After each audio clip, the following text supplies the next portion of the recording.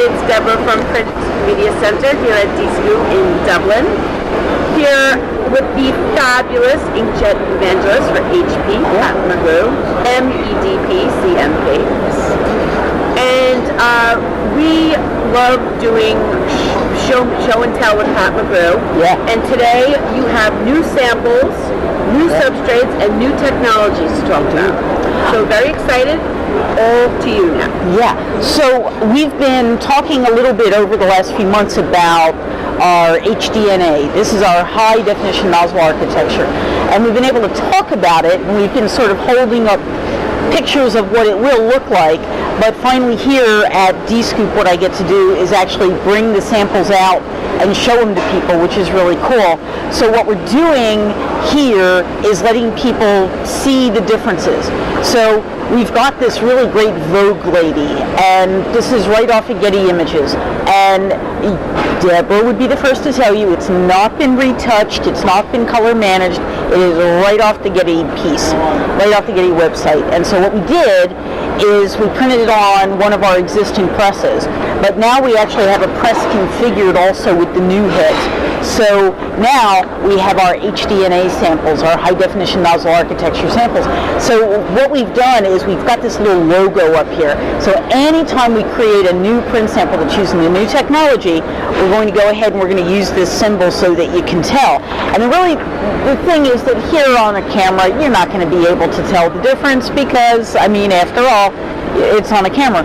And you're probably watching this on your mobile phone or on your screen, and it's just not going to do anything. But trust me, if you were here in person, what you would really see in our new high-definition nozzle architecture is that we're printing with dual drop weights. So in inkjet technology, you know, we drop ink onto the page, and we do it at very high speeds. And in our current technology, we're dropping everything using the same size drop. And it doesn't really matter what size the drop is, they're all the same size. So you get a certain uniformity, but it doesn't allow you to do subtle things. With the HDNA technology, now what we're doing is dropping two sizes of drops.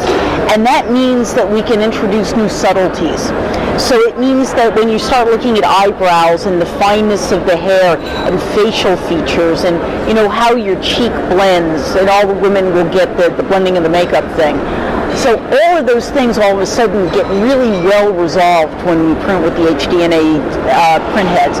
And the other place that you'll see it, and the jobs that it opens up to us as a high-speed inkjet wet press provider, are all those vast numbers of commercial print jobs that require really great tonal gradations. Think about a big blue sky, or, you know, a giant poster of her and, you know, her skin. Water, too. Water, oceans, lakes, creeks, but even fields of grass or fields of flowers. All of those things where it really does show if you can really adjust the gradations. So now we'll be able to do that. And what that means is that for all of the commercial printers especially, who've talked to us about our inkjet presses for the past 7 years, but have said, you know, we love the speed, we love what it does for capacity and turnaround time, but you know, I just need more subtlety. Well, now we've got it. So this is the next generation. We call them our Generation 2.5 print heads, and we love them because these are really going to allow us to meet the needs of a lot of commercial printers who've been asking us for this technology. And the fun thing about this is that you don't have to buy a new press. We say it's not a forklift upgrade. You don't have to pick up the old press and take it away and wait for us to deliver you a new press. If you're already one of our customers, we call it a suitcase upgrade. So now what we're going to do is we're going to show up in your shop with two, well, rather large suitcases, but it's going to be two. And what we're going to do is we're going to change out all the print heads that are on the print bars in your press. We're actually going to change the print bars out. We're going to put a few new lines and some new electronics in because we're going to be printing with over 2,100 nozzles, there's a little bit more complication to it. Clearly the controller firmware had to be rewritten, but it means that now we're going to be able to do a lot. And so the investment that you've made in your existing press, well, you get to maintain it. So it's not a free upgrade. There's a cost to it, but there's a huge benefit to it. And if you're a new customer, if you're just coming to us now, this is something that you can buy a press that'll be pre-configured, that'll already be on there. So we think it's really great, but it's not the only thing we brought. So we know that book printers and catalog printers and people who want to print on very lightweight paper, one of the things they've said to us for a long time is, we love your press, we love the speed, but we need to print on really, really lightweight paper. And when we do that, the ink bleeds through. It's just too much bleed through. And so solve that problem for us. So our engineers, back in Elfland, they went to work on it. And what they came up with is a process where we're actually laying a primer down. So if you're an offset printer, this makes perfect sense to you. Of course you prime the paper. But in Inkjet land, that wasn't really normal. So now we're going to prime the paper, and that's going to allow us to print really amazing colors on very floppy, lightweight paper, and give us the opportunity to open up high-speed inkjet web press printing to a whole new category of printers. Now again, we thought of it in terms of book printing. So think about technical manuals and scientific manuals and medical textbooks, things where color is important, but so is crispness, right? Really crisp text, really crisp lines. So that's what that's for. And this is our primed solution is going to have several variations. So maybe you want it primed so it's more of a gloss. We're going to have a gloss primer. We're going to have a matte primer. We're going to have a primer specifically designed for packaging, because this is an area that is a very strong up-and-coming market for inkjet. So we're addressing that with a primer for container liners as well, for corrugated boxes. So this is a really cool technology we're really excited about. And again, for the first time here at D-Scoop in Dublin, I'm actually bringing the samples out for people to take. So when you say primer, so you're coating paper before it goes on the press. Is that what you mean? Yeah, so there's a couple ways it can work. It can either be done as an offline process where the machine is set up separately in a nearline area, and we just run a roll to the priming to the rollers, and then a rewind, and then that gets loaded onto the press for printing. Alternatively, it can be set up as an inline process so that the inline coater is always between the unwind and the press. So we'll configure out however it works best for the customer. Great. So any way they want it, we will do it. And Jasper from Sumeta was talking about how now they're printing on silk paper. Yeah. Which was definitely sparked in me, because that's new, correct? So we have a couple of providers here in Europe who've developed inkjet silk papers that are just beautiful. One that I like a lot is a Crown Van Gelder digital silk, and I love this paper. We use it a lot. We use it for our own marketing literature. We use it for print samples. We just love this paper. And the silk papers are typically, marketers love these papers because they feel good, they have good touch, they've got good brightness, good optical brightness, and the Crown Van Gelder team have done a really good job of not just one silk at one weight, but they have a whole range of weights and a whole range of brightnesses. So whether you want a silk touch for your bills and statements that you're printing, or it's a direct mail piece, or maybe you're doing something like a magazine where you want that silk feel. This happens to be a magazine that's done with a self-cover. We'd see a lot of this in Europe, but we're starting to see more of it in the US as well.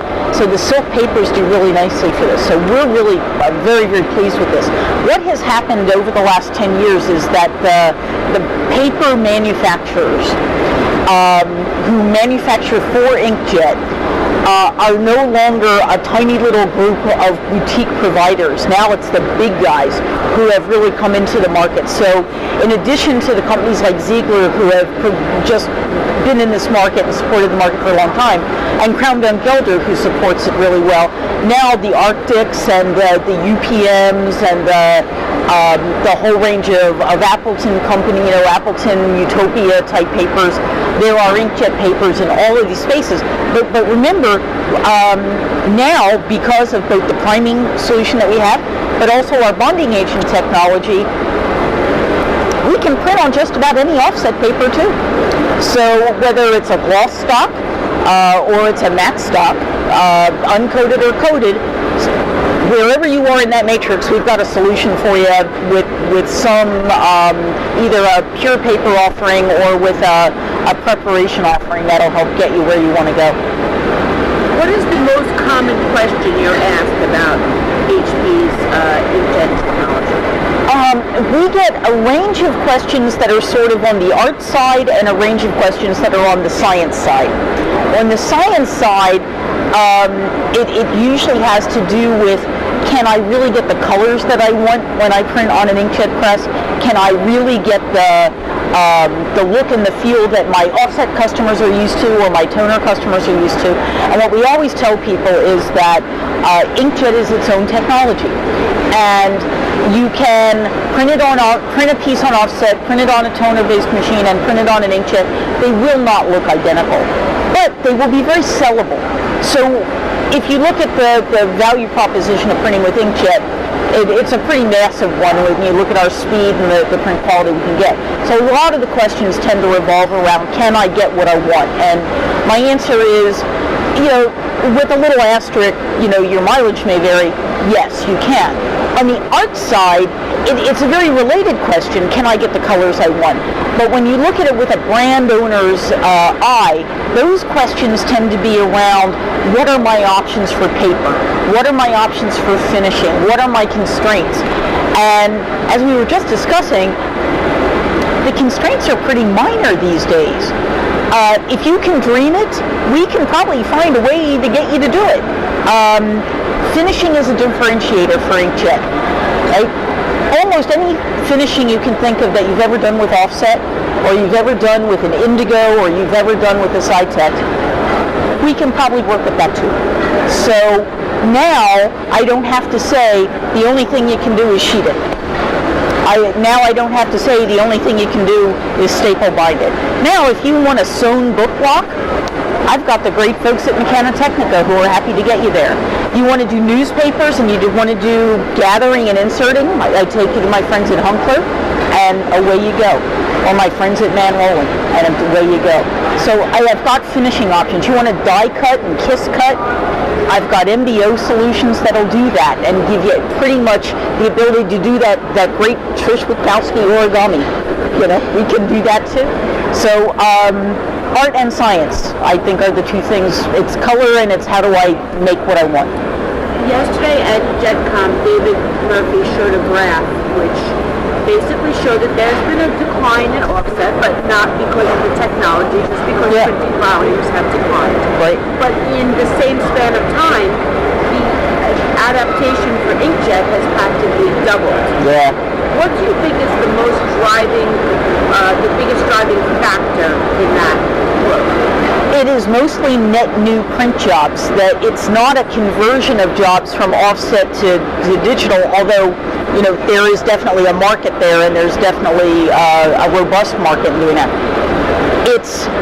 But what's happening is that the creativity of the people who buy these presses from us and their marketing departments and their sales departments and their ability to bring new ideas to the customers they serve.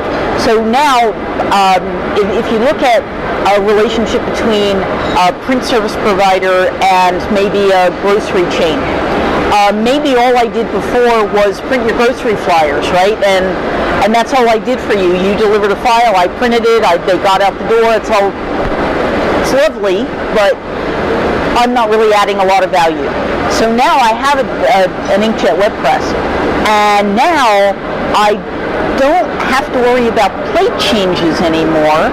So now I can say to you, look, instead of printing 1 million of the same thing, what if we make different offers in different neighborhoods? What if we change things up a little bit? What if we start getting into a little bit of segmentation? Crawl, walk, run. get to the point where we're really getting value. But what if I just make a different one for each neighborhood? Oddly, the grocery store people probably haven't thought about that because it just wasn't in the realm of possibility for them. But now the conversation changes. Now the conversation is, instead of with the procurement guy looking for the cheapest price, now we're talking to the marketing folks and the brand folks and we're saying, well, what would you like to say? You know, what would you like to say to the people who live on the lake? Would you like to say something different than the folks who are urban dwellers or the suburban dwellers? Would you like to say something to the guys who are more rural? Would you like to have a different conversation with the people who live in big vertical, buildings versus the people who live in, single family dwellings? And the grocery people know who those people are. They know what they'd like to say, and now we're giving them the means to say it. So all of a sudden, they're open to the idea of new communication pieces. And that's what's happening. So it's not just in grocery, it's in all walks of life. It's in insurance, it's in healthcare, it's in everything from setting appointments and sending appointment reminders out to sending grocery pieces out, sending retail magazines out, changing up what direct mail really means. It doesn't have to mean a postcard or a brochure anymore. It can actually mean a personalized magazine or a personalized newspaper. And that's where that big gap gets filled in between stuff that came over from offset and what we're really printing. It's a whole new world. Last question I have for you. I'm pretty sure I saw something about the high-speed inkjet web press and packaging. Yeah.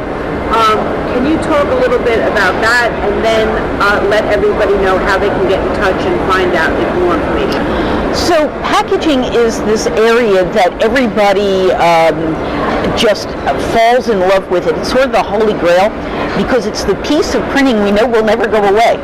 There is almost no way that you can buy your Cheerios without them being in a package, right? Yeah, I know there are bulk outlets where you can go with your own bag, but somehow, some way, I know that the vast majority of things you buy are going to be packaged. And technically a bag is a package. A bag is a package. And so what's happened is that the people who own that packaging are equally as interested in segmentation and creating unique experiences for the people who buy their products. They also face the fact that there are a lot of different regions that need to be served.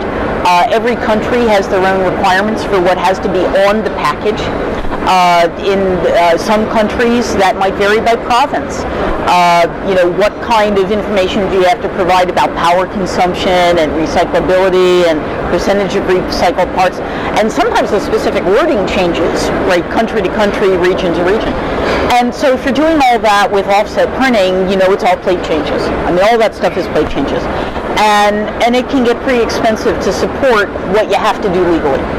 So our team has been working for the last several years with a couple of forward-thinking packaging companies trying to identify opportunities. Now, the Indigo team has for a long time supported folding carton. And that's a really nice market too. But our team focused on the corrugated market. So that's, the corrugated is, they're those boxes that they're thick. But that outer wrapper, the thing that has the color, what they call the container liner, that has a lot of opportunity associated with it. But you've got to have the right workflow and the right physical configuration to make it all work.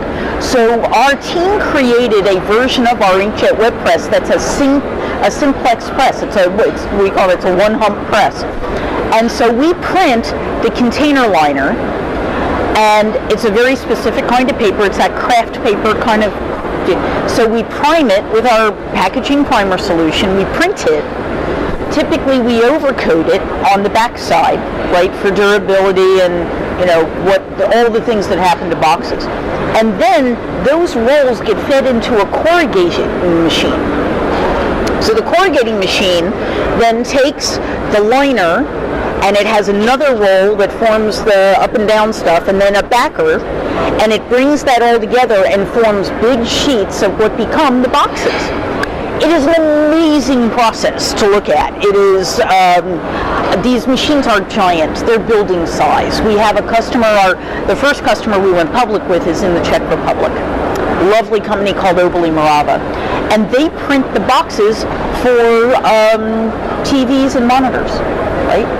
And that's exactly what they needed to do. They had to print them for each country in Europe. They needed to be able to print them in color, right? So this is a solution that works for it. In some cases, you might have somebody who specializes in just printing the container liner and they then ship those to somebody with a corrugating machine. In the case of Oboli, they have both. So it's we also have another packaging press installed in Europe at DS Smith. So I think that what you're going to start to see is that as digital moves into packaging, you're going to hear everybody talking about it. But we're going to be actually showing it to you and actually letting you touch and feel the boxes. And it's a really interesting take now because it allows you to start to think about creating personalized boxes. So imagine being able to order a product that not only comes to you customized, but even the box is personalized to you. It's incredible. Yeah. So I know we're going to talk about how to get in touch, but also want to make sure that you mention, since we do have a global audience, the shows that you will be at coming up that people can actually come speak with you and see some of these samples. Right, so over the course of the next several months, what we're going to be doing is we'll do a lot of the packaging shows. A lovely guy called Bob Say will be there in the HP booth, and he will be delighted to talk to anybody about packaging 24 hours a day, 7 days a week. There's another lovely guy called Gianluigi Rankin, and he's also working with us on these inkjet-based packaging solutions. So he'll be at all the packaging shows anywhere in the world. If there's a packaging show, I just can't rattle them off the top of my head. They were at FESPA. They'll be everywhere. In addition, we'll be at Graph Expo. Of course, we'll be, Drupa's next year. We'll be at Drupa. Between now and Drupa, though, we'll also be having a lot of HP events. So in addition to a D-Scoop like this, and the D-Scoop that we'll have ahead of Drupa next year, we'll have a lot of open house events at our customers, and we'll have a lot of what we call Discover events.